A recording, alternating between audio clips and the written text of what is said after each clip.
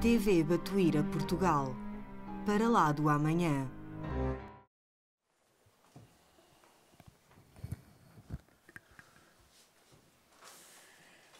Boa noite a cada um de vocês, iniciando por uma maneira que me parece justa e necessária. Agradecer ao Oswaldo, agradecer a Rosário, pela oportunidade que estão dando a mim de poder me dirigir a cada um de vocês, trazendo um abraço do Batuíra de São Paulo. Todos nós somos ligados ao Batuíra e isto nos torna um pouco mais afetivamente ligados. O assunto que nós vamos desenvolver aqui é uma análise, e nós vamos procurar fazê-la de maneira bastante objetiva, uma vez que também o tempo não é todo aquele que nós gostaríamos de dispor, e eu não sei se eu conseguiria falar mais do que o tempo que me deram também. Mas é a contribuição, não é, que o Espiritismo, que a doutrina espírita pode dar às diversas esferas do conhecimento. Muito bem. Nós estamos aí com esse tema e vamos começar, então, a discutir o assunto que nos traz. Allan Kardec é o nosso ponto de convergência. E eu quero iniciar falando de duas obras de Kardec. A primeira, sobre ela, é que nós fizemos todas as nossas comemorações o ano passado. O Livro dos Espíritos completava 160 anos. E a segunda delas é aquela que este ano se comemora o seu Sesc centenário, 150 anos de primeira publicação de A Gênese. E não por coincidência, esses dois livros falam de como é que o Espiritismo pode contribuir para estabelecer influência para com a evolução da humanidade. Nós vamos nos referir a isto, mas na lei de progresso existe uma unidadezinha sobre a influência do Espiritismo no progresso. E lá na Gênese, no capítulo final da Gênese, se fala de como é que o Espiritismo poderá contribuir para esse período no qual todos estamos inseridos e chamamos de período de transição. É um pouco sobre esses dois tópicos que nós vamos falar. Mas eu, insistindo em falar um pouco mais das obras de Kardec, quero falar do Evangelho segundo o Espiritismo. Porque o Evangelho segundo o Espiritismo, todos nós sabemos, é um livro que fala sobre questões morais ligadas ao cristianismo. Mas Kardec, na sabedoria que ele usou e a tinha, planejou um tópico diferente para o Evangelho, porque ele começou com assuntos que não são tipicamente evangélicos, mas que eram estruturais, para que o Evangelho pudesse ser compreendido. Nesse sentido, nós temos o capítulo 2, que é o que eu vou enfatizar nesse instante, Meu reino não é deste mundo, onde Kardec nos diz, a todos nós, em pleno início do século XXI, que a ideia mais importante que o Espiritismo traz, e que se só isto já fosse compartilhado por mais terráqueos, muita coisa seria diferente. É a ideia que nós já partirmos para a certeza de que o espírito é imortal, de que a imortalidade é uma coisa concreta e real. E Kardec dizia, a ideia da imortalidade é fundamental. Isso está lá nesse capítulo 2 do Evangelho. Meu reino não é deste mundo, porque o mundo é feito, o mundo maior é feito para espíritos imortais. Então, ele falava da imortalidade sob essa denominação para este capítulo do Evangelho. E vejam o que ele dizia. Ele diz assim: sem a vida futura, olha o peso e a gravidade do que ele afirma. Sem a vida futura, seus preceitos de quem? Do Espiritismo, seus preceitos de moral não teriam nenhuma razão de ser. Essa ideia da imortalidade do espírito nos transforma, nos faz ver o mundo de uma outra maneira. E nós passamos a compreender as questões morais, etc., porque são muitas outras questões, mas ele falava aqui, pelo livro de que se tratava o Evangelho, ele falava das questões morais. E ele diz mais, ele diz assim: esse dogma, sob o ponto de vista filosófico, dogma quer dizer uma certeza de que é capaz... porque o dogma ele pode significar aquela ideia retrógrada, mas aqui é no sentido filosófico. A filosofia mesma ela é dividida entre os céticos e os dogmáticos. Os céticos são aqueles que não acreditam em nada. O dogmático é aquele que acredita que exista a verdade. O dogmático extremo é aquele que diz, e nem é preciso discutir sobre o assunto. O dogmático moderado, e é aí que nós nos inserimos, diz, a verdade existe, mas a gente precisa saber procurá-la. Pensar, raciocinar, analisar, não é aceitar de toda forma. Então, quando Kardec aqui se refere ao dogma, está falando sobre esse aspecto. Então, diz ele, esse dogma da ideia da encarnação e reencarnação pode ser considerado, portanto, como ponto central do ensinamento do Cristo, porque ele falava sobre essas coisas. Eis porque está colocado entre os primeiros, no início desta obra, pois deve ser a meta, essa compreensão, de todos os homens. Então, nós temos nesta ideia da imortalidade do espírito o ponto básico, central, para começarmos a refletir sobre o que demais que o Espiritismo nos ensina. O que nós podemos afiançar a vocês é que essa ideia da imortalidade existiu desde sempre. Mas agora, no Espiritismo, ele surge com um novo enfoque, com uma nova modalidade de apresentação. Não se trata de crença, de ideias criadas por uma pessoa ou por duas, mas são coisas que hoje podem ser demonstradas existencialmente e cientificamente. Embora a ciência ainda nos feche as portas para chegar a compreender um tanto mais aquilo que nós podemos apresentar a ela. Mas é exatamente disso que nós vamos falar em seguida, não é? Então, essas são as ideias básicas. Agora, outras ideias básicas para nós também, que são partícipes dos primeiros capítulos do Evangelho. O Evangelho ainda vai falar de questões como evolução, como imortalidade, sob o ponto de vista das múltiplas existências, das vidas sucessivas, e aí isto é colocado simbolicamente para vocês. E este processo de evolução, este processo de permanência, para nós, imortalidade, também se dá no universo, porque o universo também marcha evolutivamente, também há esse progresso, que não é apenas localizado nesse humilde planeta de uma galáxia praticamente nos arrabaldes do universo, não é? Se trata mesmo de ser algo mais. E o universo, estando em progresso, em evolução, faz com que o nosso planeta também esteja inserido nesse passo, nessa caminhada, E esta caminhada encontra-se hoje em um momento muito especial.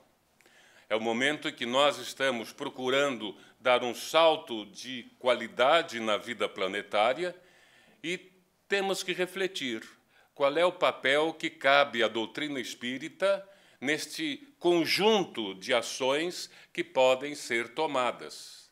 Não, como veremos na própria palavra de Kardec, não isoladamente. Mas podemos dar uma grande contribuição se nós nos unirmos a outras forças progressistas que também querem o bem do planeta, também desejam o bem da humanidade.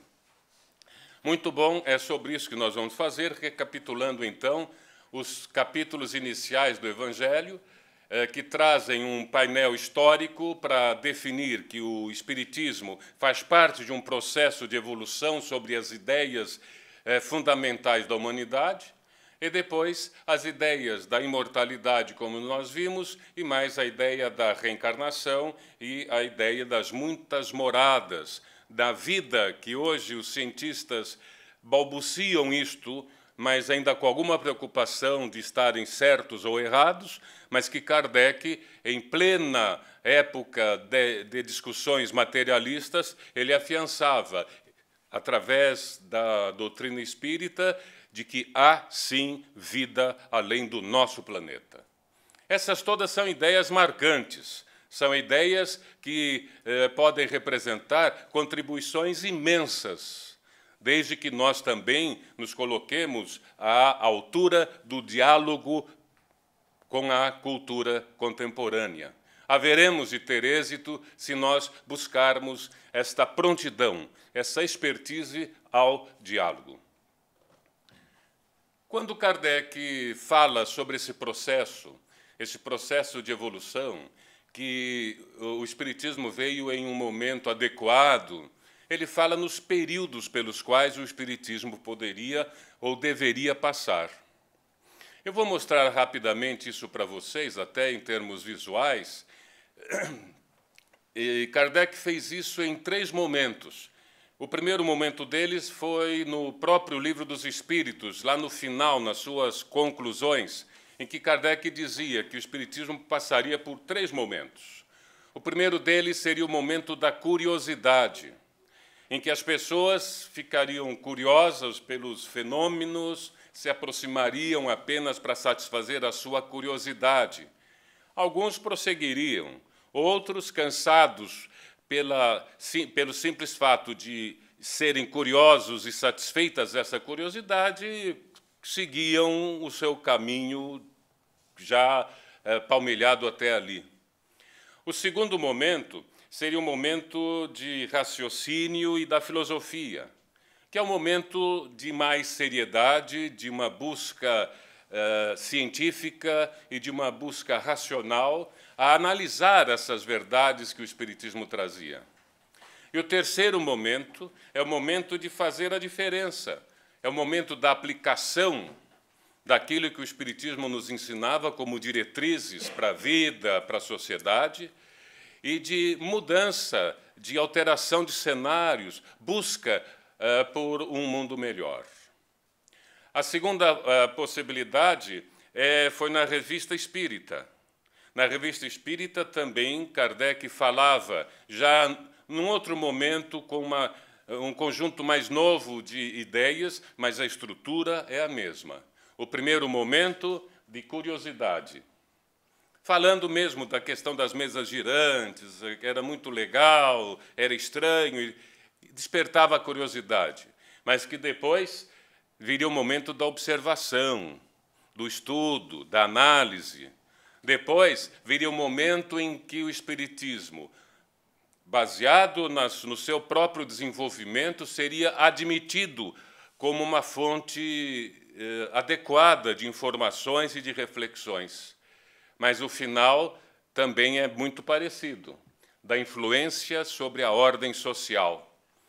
Que hoje nós podemos captar essa ideia como falando em um mundo melhor, um mundo mais fraterno, um mundo mais justo, mas que isto é construído de uma maneira diferenciada se for baseado, por exemplo, na ideia de imortalidade da alma, que nos leva a, com muito maior facilidade, compreendermos o porquê que precisamos ter maior tolerância, o porquê que temos razões para compreender melhor aqueles que erram e saber por que outros acertam mais do que eu, porque a imortalidade da alma explica essas coisas através das vidas sucessivas. Essas ideias são muito familiares a todos nós. Eu só estou querendo colocar numa perspectiva de raciocinar a respeito da contribuição que o Espiritismo pode dar ao mundo moderno. Então, temos aí uma outra possibilidade, depois também na Revista Espírita, o Kardec volta a tratar sobre esses períodos. E vejam apenas, para não ficar repetitivo, que ele repisa os mesmos passos, com alguma diferença, em razão do desenvolvimento histórico do próprio Espiritismo. Então, nós temos aí o momento da curiosidade, o momento filosófico, o momento de luta. Kardec coloca esse quarto momento porque essa é a revista de 1864. Ele está no momento de publicar o Evangelho segundo o Espiritismo e começa, mesmo antes da publicação do Evangelho, a ter fortes combatentes do lado do catolicismo, que, inclusive, combatiam a ele pessoalmente. Então, ele alertava aos espíritas que haveria um momento que o enfrentamento seria necessário, que nós soubéssemos superar esse quadro e que soubéssemos enfrentar esse enfrentamento com outras armas que não fossem a violência que pudesse vir de lá para cá. Mas ele colocava isto como necessário a ser superado, esse período de lutas. Houve processos muito cruéis de difamação que pretenderam fazer incidir sobre o nosso codificador. Em seguida, o período religioso, calcado no Evangelho segundo o Espiritismo e com as consequências morais que dele decorrem. Depois, Kardec anunciava um período intermediário, que ele não sabia ainda muito definir, mas haveria algo aí que o movimento teria que procurar um caminho para o seu crescimento. Provavelmente, esse é o período em que nós estamos. E depois veria a renovação social, em que a humanidade estaria desperta para um período da sua renovação. Isto coincide muito bem e muito concretamente com as ideias que vieram depois sobre a transição e como isso se daria. Nós estamos exatamente nesse momento e nesse período na história do Espiritismo. Muito bom. Colocamos aí, então, para vocês a confluência dessas três obras, a falar sobre a contribuição, o momento que começa a tardar a chegar, que é o momento de nós termos uma contribuição para os mundos exteriores dos ambientes espíritas, não é? Para que a sociedade externa possa receber de nós as ofertas de conceitos, as ofertas de experiências que nós temos e extravasar dos ambientes espíritas este tipo de contribuição para que a sociedade possa ganhar aquilo que nós estamos lucrando quando estamos aqui dentro. Aí a pergunta que se faz nesse momento, e é uma pergunta séria, grave: estamos nós compreendendo o papel que nos cabe em nossa sociedade nos dias líquidos de hoje? Esse termo dias líquidos é um termo timbrado por um pensador recentemente falecido, Zygmunt Bauman. E o que ele quer dizer isto? É esse momento quase de uma geleia geral. O líquido quer dizer isto. Nada tem forma e tudo se toma a forma de onde se está. Não há verdade absoluta, não há mais referência a nada, porque tudo é moldável, tudo facilmente muda de forma. Não há a permanência de mais nada, porque tudo é líquido. É essa a ideia do Zygmunt Bauman. E nesse momento que falta referências, a gente percebe isso. Tudo é válido, tudo é verdade. Se eu digo que isto é branco e você disser, mas isto não é branco, eu digo, tá bom, se você pensa assim, tudo bem, cada um tem. Não é cada um, na verdade. Se isto é branco, é branco. Podemos pensar quem é que está pensando errado, mas existe uma base científica para a gente perceber que até medir o nível da cor.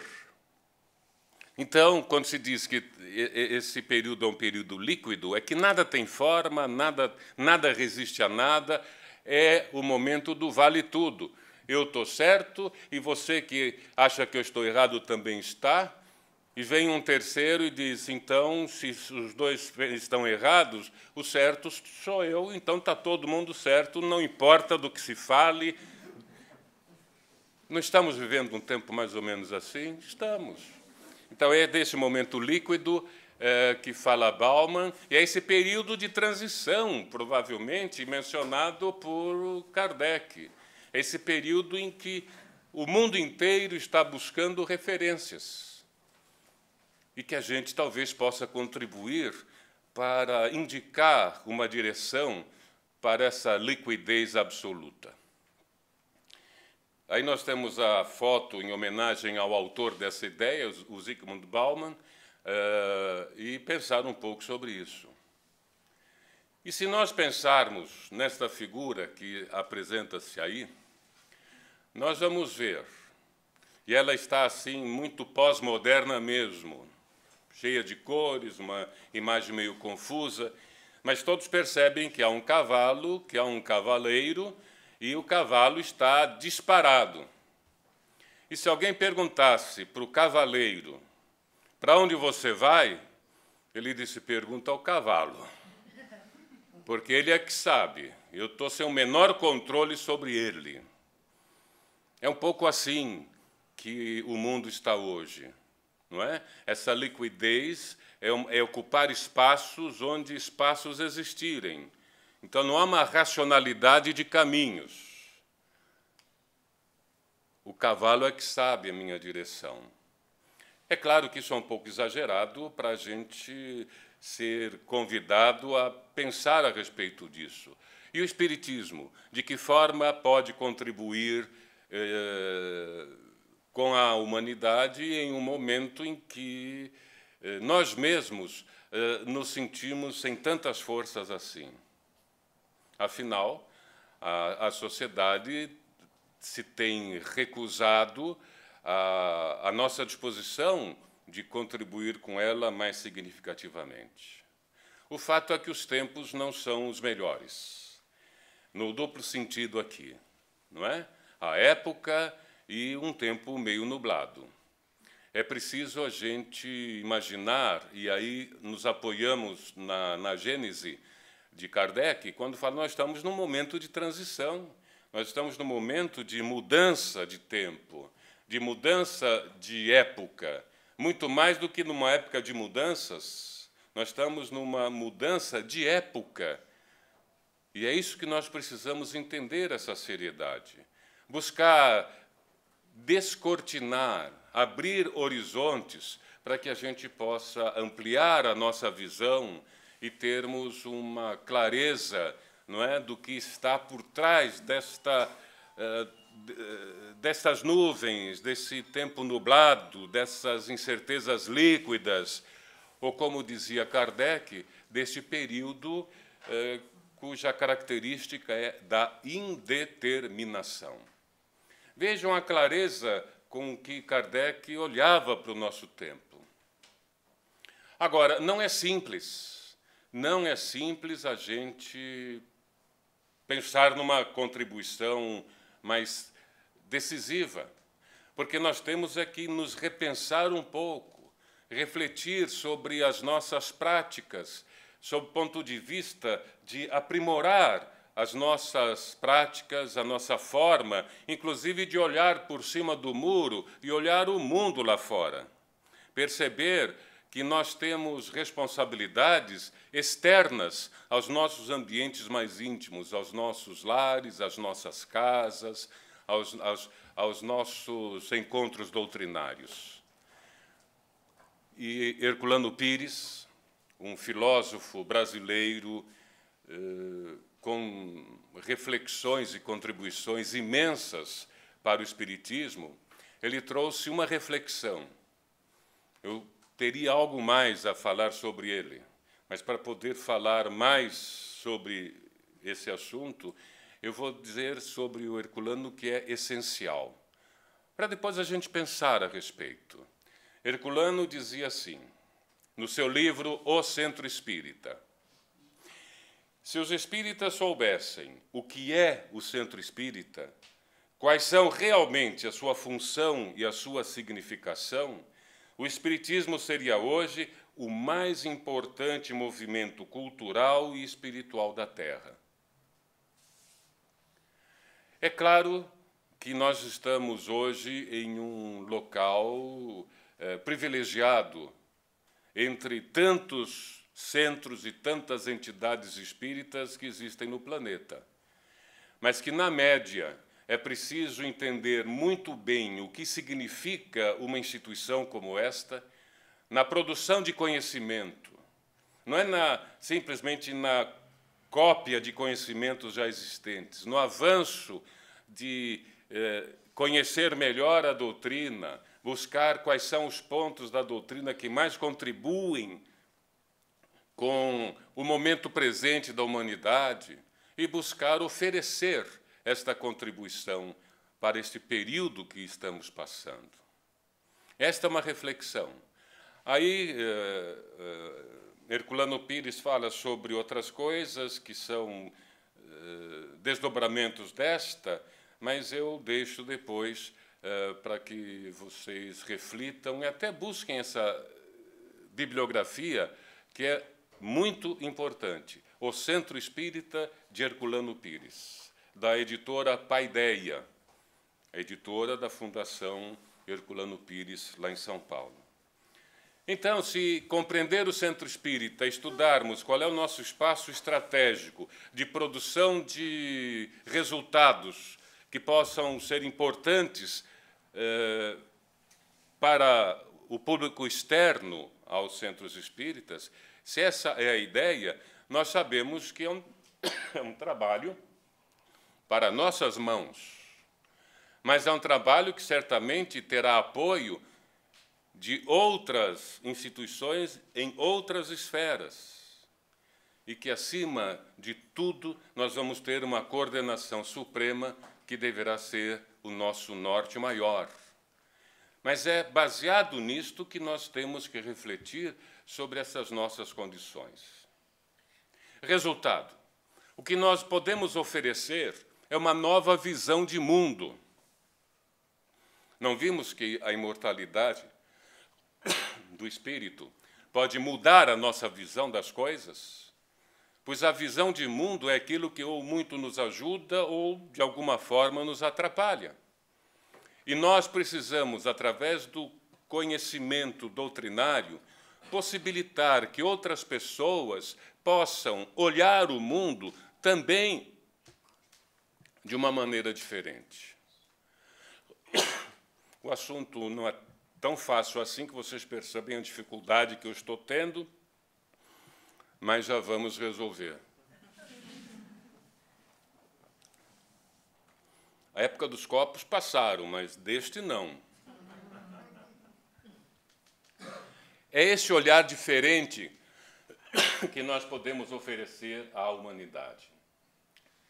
E aí que está o cerne da discussão que eu quero propor a vocês. Existe uma obra muito conhecida no campo da filosofia da ciência, que fala da estrutura, como é que ocorreram as revoluções científicas. E eu quero ampliar um pouco aqui este conceito, não é apenas as revoluções científicas, é a revolução das ideias, é a revolução do pensamento. Funciona dessa mesma maneira. O Thomas Kuhn, ele nos diz assim: existe uma fase que é a fase da pré-ciência. A fase da pré-ciência é a fase em que a ciência é uma desorganização. Nem sequer a ciência propriamente existe. Mas depois vem a existência dos paradigmas. Aquilo é um segredo ainda. O que é um paradigma? Paradigma é um conjunto, é uma constelação de valores, de princípios, de percepções e de práticas que fazem com que aqueles que têm as mesmas percepções, as mesmas práticas, tal, constituam-se num grupo que pensa daquele jeito e não consegue pensar diferente. Assim, na ciência, quando existe, então, um paradigma, se diz que a ciência é normal. O que é uma ciência normal? Rápido, pelo amor de Deus. O tempo aqui também vai normal, ele não para. Uma ciência normal é aquilo que nós todos pensamos da mesma forma, somos cientistas e achamos que o mundo é quadrado. Temos nossas razões para isso. Por isso, tudo que nós fizermos de ciência vai ser baseado nessa ideia. Quem disser que o mundo é redondo vai ser expulso, porque, olha, você está dizendo bobagem. Aqui não é coisa para romantismo, para achismo. Não, mas eu tenho prova. Não tem, não. Porque o mundo é quadrado, e se você tem prova de que o mundo é redondo, você está mistificando. Eu tenho aqui, quero mostrar, nem queremos ver. E o que eu vou fazer de pesquisa? Eu vou fazer uma pesquisa baseada no mundo reto. E nem vai passar pela minha cabeça estudo algum sobre o mundo redondo. Nem vai passar pela minha cabeça, porque isso não faz parte do que eu quero. As perguntas minhas não levarão em conta se o mundo é redondo ou não. Eu sei que ele é quadrado. Portanto, somente vai haver uma possibilidade de alteração, porque ninguém sequer me ouvirá, se eu trouxer tantos problemas ligados à água, que a água escorre, se a água escorre, o mundo pode ser redondo. Se o mundo é reto, por que a água escorre? Explique isso. E se quem pensa que o mundo é quadrado tiver dificuldade de me explicar por que a água escorre, alguém vai começar a achar que existe uma possibilidade de o mundo não ser quadrado. Porque eu já não tenho respostas. Se vem só uma, eu digo, não, isso é ilusão. Para mim está respondido. Isso é ilusão, você está meio maluco, mas vem ver. Não quero ver. Porque se eu olho e a água está escorrendo, eu prefiro não ver. Isto é um paradigma construindo um grupo de pessoas reacionárias a qualquer mudança. Isto é normal. Na ciência é assim, sempre foi assim, e nas ideias em geral também é assim. Para nós quebrarmos esse bloqueio, nós devemos criar anomalias. Trazer o problema da água e dizer, agora você explica. Ah, essa você explicou, agora eu vou trazer... Percebem? E fazer com que a própria comunidade fique sem respostas. Ah, então é fácil? Não é. Não é porque as comunidades elas vão procurar responder a tudo dentro daquele paradigma. Mesmo que as respostas sejam, o que você está falando é bobagem. E eu não quero saber das suas razões, porque aqui nós fazemos ciência. Então, nem me interessa, porque o que você vai falar não é científico. Por mais científico que seja. Mas para aquela comunidade não é. E se ela é a comunidade que define o que é ciência, a ciência vai ser o que ela quiser. Kardec começa com muita sabedoria a introdução ao estudo do Espiritismo, do Livro dos Espíritos, tentando dizer: existem tais, tais e tais fenômenos, o Espiritismo explica assim, e quem não é espírita explica de outra forma. Compara as explicações e traz as conclusões. Isto é, trazer anomalias. Nós temos coisas que vocês não explicam. Nós explicamos assim e vocês querem explicar dessa outra forma. A forma como eu explico tem esta e esta vantagem. A sua não tem nenhuma vantagem. Vamos conversar sobre a possibilidade de nós trocarmos informação? Kardec já fazia isto. Essas ideias são muito recentes. O Prêmio Nobel da Física de 1918, Max Planck, dizia o que Kardec disse lá nas Leis do Progresso. Os dois disseram, só que o Planck, que foi Prêmio Nobel de Física, disse 50 anos depois. Dizia assim: não é fácil introduzir ideias novas, por mais claras que elas sejam. O que vai fazer é a renovação das pessoas, porque as pessoas vão morrendo, levando consigo os seus radicalismos, e as ideias vão começando a crescer, até o momento em que elas vão ser consideradas corretas e adequadas. Essa é a dificuldade de você, dentro de um paradigma constituído, trazer algum tipo de alteração.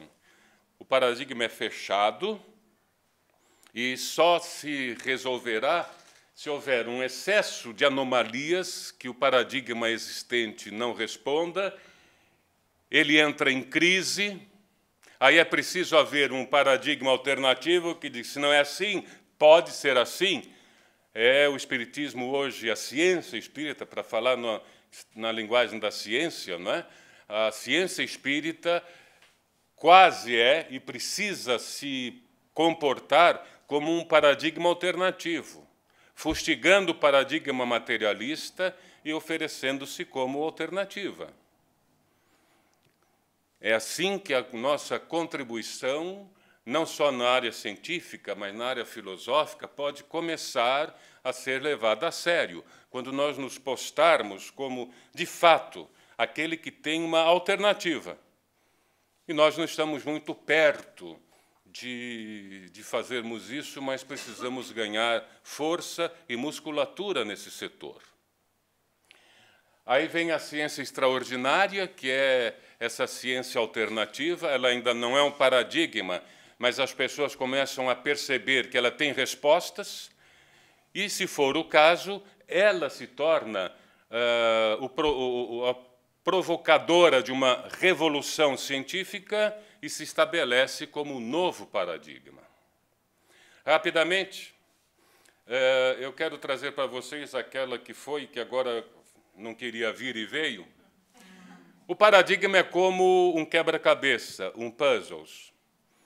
Vocês, olhando aquele quebra-cabeças, vocês já sabem o sentido geral da figura e, provavelmente, têm certeza de que tipo de peça eu preciso para completar. Eu sei qual é o tipo de peça. Eu sei onde eu tenho problemas, porque eu comando a articulação do meu paradigma. Eu posso desenvolvê-lo, mas ali dentro eu posso saber qual é a peça que falta e ser até o formato dela, porque tudo isso se torna previsível. É como no mundo quadrado. Eu vou fazer as pesquisas, eu sei qual é o campo das minhas pesquisas, eu sei até as respostas que poderão vir. Eu apenas estou desenvolvendo o meu paradigma no sentido da superfície das ideias. Agora, não me venha colocar nada de vertical, porque no meu paradigma não cabe. Imagine uma peça quadrada. Cabe neste... Ah, mas a minha peça quadrada é de verdade. Ok, meu amigo, mas eu não me interesso por ela. mas é ali que está, olha, ela está brilhando de luz. Vai procurar outro quebra-cabeça. No meu não cabe isso, e eu sei o que cabe no meu.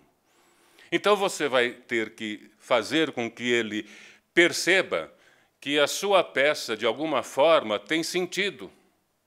Se não no paradigma dele, é porque pode ser que ele tenha que mudar de paradigma.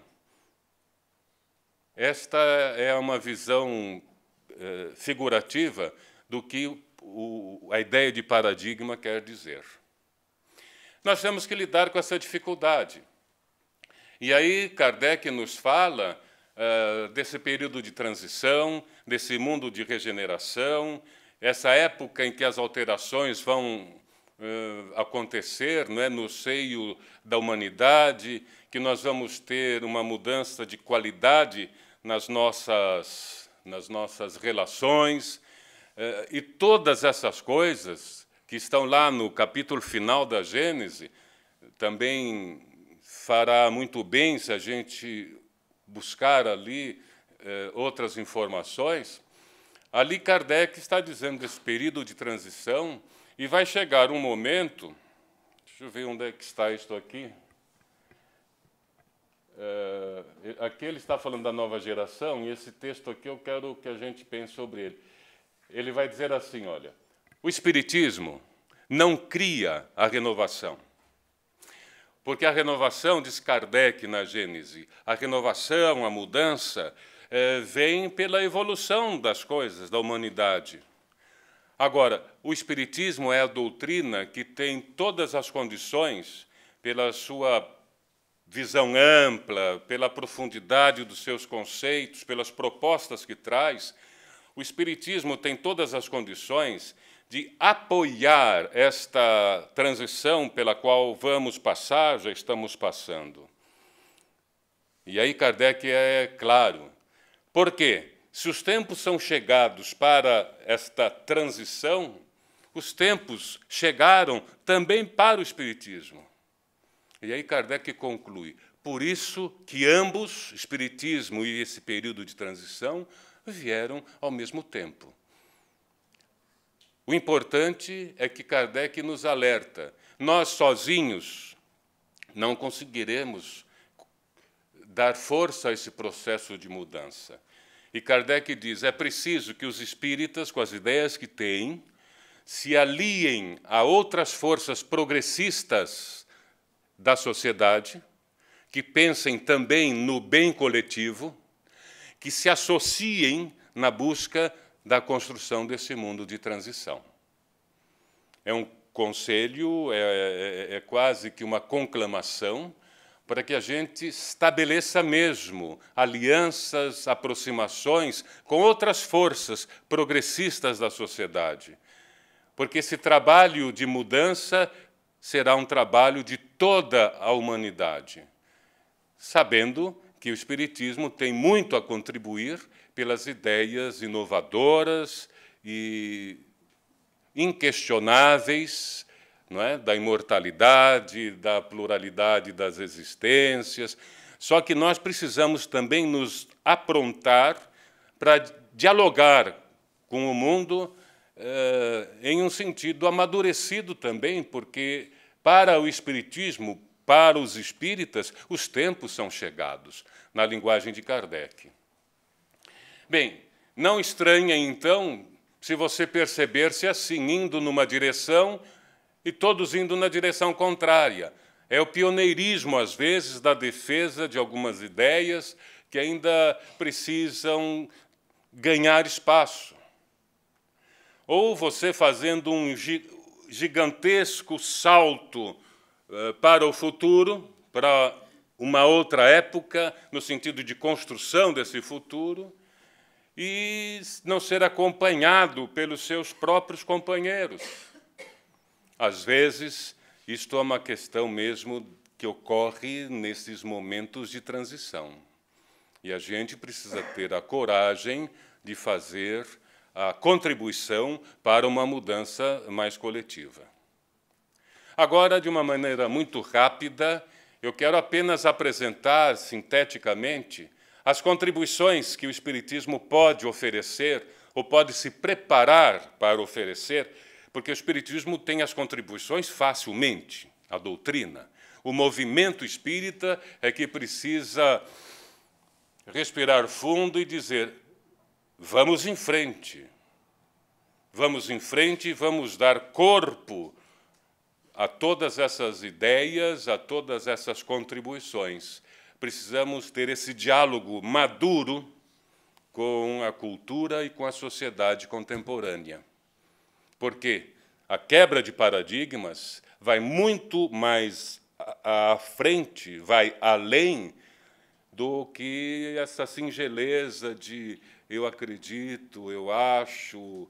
É preciso um pouco mais para que a sociedade perceba o volume das nossas contribuições e se abra a nos ouvir, se abra a trocar, porque com a sociedade nós também temos muito a aprender. Kardec disse: os progressistas, aqueles que estão ao lado do bem, sejam espíritas ou não, nós não somos exclusivistas nesta busca, estes precisam se unir, procurar seus pontos de convergência, se firmar neles e caminhar na busca da nossa transição planetária. A gente gosta de usar esse termo. Muito bem. Na área da ciência, Kardec foi o grande idealizador dessa marcha toda, né? Ele teve... Sobre ele a gente tem que falar sempre um pouco mais. Ele trouxe a ideia da imortalidade, a ideia da existência do espírito.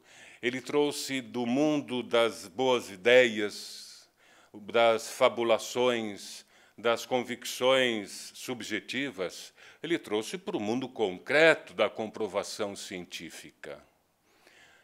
O que faz o Espiritismo diferente de todas as outras formas de pensamento, de todas as outras religiões, que a imortalidade existe, é porque nós temos isto sob o ponto de vista experimental, científico. Outros podem ter as mesmas ideias, mas nós precisamos oferecer a eles o caráter da experimentação, da comprovação científica. E é por aí que passa a contribuição especial que o Espiritismo pode dar. Kardec fez isso. Aí, essa cena é exatamente para mostrar para vocês, nós temos que deixar o cientista maluco. Sob o ponto de vista de, você está me apresentando coisas concretas, mas são absurdos ao mesmo tempo, porque eu não tenho como aceitar isso. Ótimo, estamos começando a mostrar anomalias, questões para as quais ele não tem resposta, mas ele agora está precisando de encontrar uma. Se ele é um bom no paradigma dele, ele vai ao máximo tentar explicar isto sob o ponto de vista do seu paradigma. Kardec conta que os pensadores materialistas do seu tempo diziam de tudo para justificar o que eles viam, mas para não aceitar que eram espíritos. Ele diz, agora vamos discutir qual é a solução mais sensata. Você tem uma, eu tenho outra. Qual é a mais sensata, qual é a mais simples, qual é a mais... E é isto que é preciso que se faça. Não só com a ciência, mas com as posturas filosóficas que temos.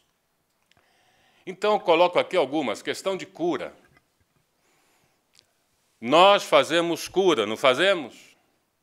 Mas nós não fazemos nenhum controle. Aliás, hoje já se começa a fazer, mas nenhum controle científico para poder ter bases científicas para dizer, de fato, houve cura.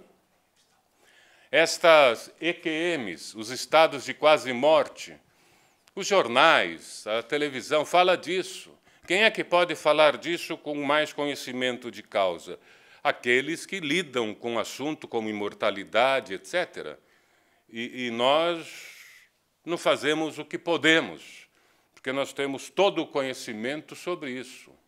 Não só nós, porque nós talvez não, mas há pesquisadores espíritas, hoje pessoas da mais alta titulação acadêmica, pós-doutores em neurociência, por exemplo, como no caso do Pérez, lá no Brasil, um doutor em neurociência, ouvido com respeito pela comunidade científica internacional, dizer, não é? Por exemplo, eu acho que o tempo vai estourar um pouquinho, mas, por favor, existe uma pesquisa quando alguém está fazendo uma psicografia, uma pesquisa neuronal, e diz, alguém, para escrever um texto mais ou menos complicado, o cérebro dele tem uma agitação neuronal própria de dificuldades de raciocínio e pensamento. Quando alguém está psicografando um texto complicadíssimo, o cérebro está parado. Quer dizer, onde precisava agir. O que mostra que o que ele está escrevendo não é produto da sua atividade cerebral.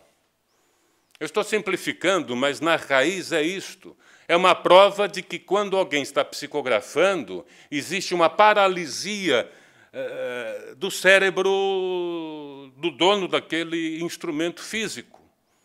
Não passa por ele, pelo menos no caminho que a neurologia e a neurociência explica dentro do paradigma materialista. Isto mostra, cientificamente, que existem coisas que precisam ser melhor conhecidas. É uma anomalia. Agora, quem é que tem alternativas para responder a esse problema?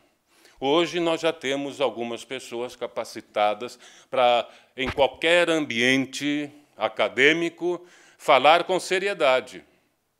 Não dar palpite ou dizer eu acredito, porque nada. Ali é ciência para ciência. É assim que tem que ser. Senão nós não furamos. Furamos no bom sentido. Não somos intrusos. Queremos contribuir para a construção de um mundo mais amplo, sob o ponto de vista do estreitamento das relações. A mesma coisa com relação à mediunidade. Não existe nada mais factual na nossa vida do que esta. Mas acreditem, existem muitos espíritas que falam da mediunidade como se fosse apenas uma crença. Eu acredito, as coisas acontecendo à sua frente, e, às vezes, o próprio movimento espírita não dando condições que a pessoa perceba o que, de fato, está a seus olhos. São os caminhos talvez novos, que nós, no sentido bem geral, devemos começar a trilhar. Fazer o cientista se preocupar, rever-se, ou não, mas pelo menos nós podemos e devemos oferecer-lhe a alternativa. Aí eu trago, até para aqueles que já o conheceram, Jorge Risini esteve aqui no Batuíra, não neste prédio. Jorge Risini, um pesquisador paranormal, diziam lá no Brasil, pesquisador espírita reconhecido, e aqui mostra uma cena em que ele observava. Ele está ali fazendo uma análise de observação de uma cirurgia mediúnica do médium José Arigó. Acho que todos nós, de nome, o conhecemos. O Risini... Onde está ele? Bom, o Risini é aquele que está ajudando ali na cirurgia. Tão perto estava para observar, de fato, o que ocorria. Aqui, muito mais recentemente, este ano, falamos tanto hoje de 150 anos, 160, aproveito para dizer, faz 10 anos que Risini está entre os espíritos, mas o mais importante aqui é a outra foto, porque Risini foi um grande testemunho no sentido jurídico mesmo, na defesa, porque Arigó foi condenado pela ciência tradicional. E aquela grade ali é o paradigma. O que prendeu José Arigó foi um paradigma que não admitia sequer analisar o que ocorria quando José Arigó fazia suas cirurgias. Eram coisas graves, por isso, anomalias. Fazer uma cirurgia sem asepsia e sem anestesia, por exemplo, e não haver o mínimo de dor e nenhuma infecção como resultado, era algo para a medicina se debruçar e dizer: eu quero saber o que está acontecendo. Mas o paradigma prendeu José Arigó. É isto que, talvez em doses menores, sejam os tropeços, sejam as dificuldades, porque nós precisamos enfrentar essa mudança de época, mas nos prepararmos para isso. Nos prepararmos e termos coragem de sermos os pioneiros numa nova forma de ver o mundo. Cientificamente falando, filosoficamente falando e espiritualmente falando. O Espiritismo, como disse Kardec, tem todas as condições de fazer essa tarefa. É preciso marcharmos nessa direção. Aí eu trago imagens de outros que tiveram dificuldades, Giordano Bruno, que morreu porque pensava diferente, Galileu, e falarmos de uma necessidade de ciência e espiritismo conversarem entre si. Nós também temos contribuições filosóficas, mas como o tempo não é uma questão filosófica, vence a ciência e diz: o tempo não é essa questão relativa. Einstein acertou, mas não durante uma palestra. Como o tempo é uma questão mesmo importante para nós, eu vou apenas mencionar aqui, sob o ponto de vista filosófico, nós temos uma contribuição, e vocês conhecem isso, apenas estou enunciando, sob o ponto de vista ético, moral. Se o Espiritismo fala sobre imortalidade, sobre reencarnação, eu penso junto com vocês, o que isso me faz agir de forma diferente em sede de raciocínio moral? Gente, não há comparação. É diferente. É outro paradigma. E, ao mesmo tempo, aqui é uma estrutura que vou apresentar rapidamente também a vocês, que todo o livro dos Espíritos ele se baseia em ramos da filosofia. Então, nós vamos ter alguns ramos que eu vou falar aqui, os outros estão ali, a cosmologia e ontologia, criação do mundo, porque isso está antes da ciência. A ciência parte de uma questão que é filosófica. O Big Bang é muito mais uma questão filosófica do que científica. Se parte de uma ideia filosófica que o mundo foi criado, alguém viu isso? Não. O cientista que fala que o mundo foi criado no instante do Big Bang, ele tem uma postura filosófica de que o mundo foi criado alguma hora. Existem outros que dizem que o mundo nunca foi criado, que ele sempre existiu. É o que Einstein dizia. Para as questões de raciocínio zero na área da física, não é razão que funciona, é intuição. E a partir de um zero intuitivo que me diz algo sobre o mundo, aí eu tenho como fazer o início de uma ciência. Ok, então todas essas coisas precisam ser raciocinadas, é filosofia mesmo. Kardec está falando das matérias que constituem o universo, os dois grandes princípios do universo. Depois vem uma parte toda sobre o espírito, que é uma questão antropológica, quem é o cidadão, né? Quem é cada um de nós, é o espírito, que tem suas características, etc., que, em certos momentos, estando investido da sua indumentária carnal, se considera encarnado, desencarnado, etc. Depois vem uma parte moral, que são as leis morais, a terceira parte do Livro dos Espíritos, que tem todo um arcabouço filosófico. Quer dizer, O Livro dos Espíritos, sob o ponto de vista não mais da ciência, mas da filosofia, tem uma enorme contribuição a dar nesse momento de reflexão e de alternativas.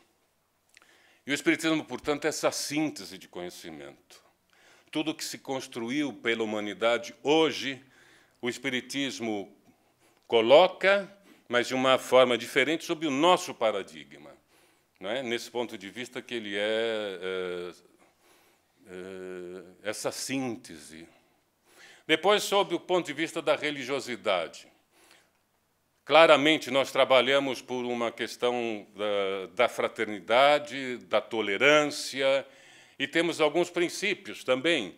Todos nós conhecemos essas ideias, a questão da interioridade, o conhecer-se a si mesmo, que nós somos essências em evolução, as questões essenciais já estão colocadas para nós, e nós temos que desenvolvê-las.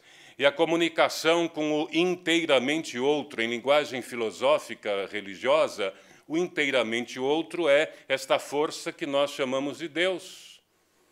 Que o Espiritismo traz uma enorme contribuição ao definir Deus como causa primária de todas as coisas, a inteligência suprema do universo.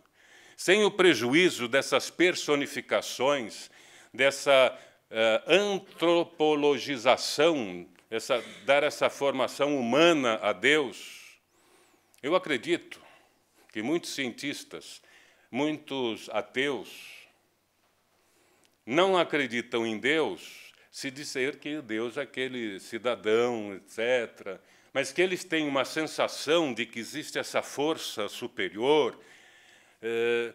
E esse paradigma, essas ideias, talvez sejam mesmo para pessoas que estejam nessa transição e possam acolher esse tipo de contribuição. No campo da sociedade, aqui é uma relação. Como é que nós podemos agir a favor da sociedade? Como nós sabemos fazer já? E participando, conforme Kardec nos falou, de outras forças progressistas. Existem outros grupos que fazem o bem também ao ser humano, ao seu próximo. E que, às vezes, não custa nada nós nos envolvermos com isso. Por exemplo, a questão da fome mundial. É um problema sobre o qual nós podemos dar uma pequena, uma grande, uma enorme contribuição, mas faz parte da nossa visão de mundo. Contra a violência, a favor da vida, sobre as questões das administrações públicas. Eu participei da fundação de um observatório social em São Paulo, minha cidade, que é de controle das despesas públicas. É uma maneira de você fazer com que haja mais justiça na distribuição, né, das energias públicas. A questão dos médicos sem fronteira. Envolva-se com isso, se você pode. Esta é uma maneira de se contribuir para um mundo melhor. Respeito não tem cor nem consciência. Algumas campanhas que eu trago lá de São Paulo, aqui elas existem, podem ter outros nomes, mas fica a ideia, trabalhar pela preservação do meio ambiente, essa é uma crise que a gente não calcula o tamanho, estar ligado à cultura de paz. Isso não tem nada a ver com o movimento espírita, mas tem tudo a ver com as nossas ideias espíritas. É uma maneira de a gente contribuir para a sociedade. E na área do indivíduo, e nós estamos, de fato, concluindo. Na área do indivíduo, nós temos aí um texto também de Herculano que dirá assim para nós: não façamos do Espiritismo, que é uma ciência de gigantes, com as mãos de pigmeus. Não podemos ser simplistas assim. Não é? Uma coisa é você fazer a sua reforma íntima, ser uma pessoa boa, e etc. Outra coisa é essa contribuição que é preciso ter um somatório. Não é uma questão individual, é uma questão do movimento, é uma questão coletiva. E aí eu me inspiro nesse instante em Isaac Newton, que foi um gigante da ciência. E ele disse assim: eu consegui fazer o que fiz, eu diria, ainda que seja aquele pigmeu ao qual Herculano se refere, mas eu, pigmeu, baixinho, consegui fazer porque eu subi no ombro de 2 gigantes. Ou seja, 2 grandes cientistas que inspiraram a ele nos trabalhos que ele fez. E eu digo, cada um de nós pode se sentir, na sua devida humildade, a pequena possibilidade de realizar coisas importantes. Mas eu diria, faça como Newton, suba no ombro desses 2 gigantes que estão nos apoiando. Jesus e Kardec. O cristianismo e o cristianismo redivivo, com bases na ciência, com bases na cultura contemporânea. Subamos nesses 2 ombros e façamos o que podemos fazer, ampliados agora por aqueles que nos sustentam. E como fala final, me refiro a essa menina que chega para o pai nem aparece aí, o importante é a menina. E diz assim para ela: então, você quer mudar o mundo sozinho? Eu estava de costas, agora vi que é um menino. Sozinho? Aí ele diz para ela: eu não estou sozinho, pai. Só estamos espalhados. Mas já começamos a nos reunir. Talvez um encontro deste, como este que estamos encerrando, seja um momento de nós falarmos: estamos começando a nos reunir. Nós estamos um tanto espalhados, mas podemos começar a nos reunir. Dar os braços, dar os abraços. Alguém falava aqui de além-mar. Que seja um abraço gigantesco entre espíritas de Portugal e espíritas do Brasil, que daqui a pouco virão os espíritas da América, daqui a pouco virão. O importante é nós compreendermos o tamanho do papel que temos, o tamanho da contribuição que podemos oferecer e vamos nos reunir. O mundo de transição será mais curto, porque os resultados poderão ser antecipados, se assim nós quisermos. Muito obrigado pela atenção e pela acolhida.